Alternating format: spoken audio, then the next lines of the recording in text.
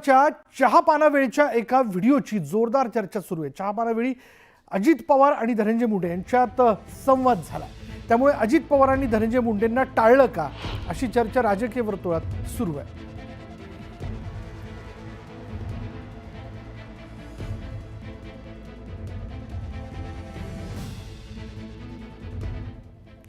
दरम्यान विरोधकांनी सरकारच्या चहापानावर बहिष्कार टाकला। अधिवेशनाच्या पूर्वी विरोधकांनी सत्ताधाऱ्यांवर जोरदार हल्लाबोल केला।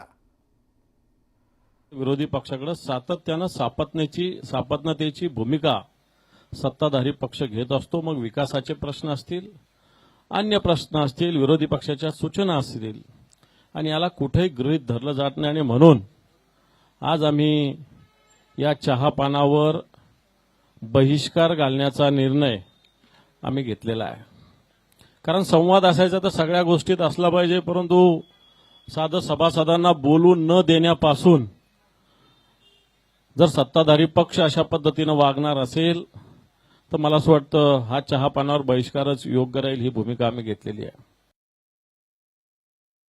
बीडमध्ये जे काही चाललं आहे, महादेव मुंडेची हत्या असो, कैलास फडणवीस जाधवांना केलेली मारहाण असो, हे सगळं बघितल्यानंतर बीड हे महाराष्ट्रात आहे की नाही, परळी महाराष्ट्रात आहे की नाही हा प्रश्न पडतो।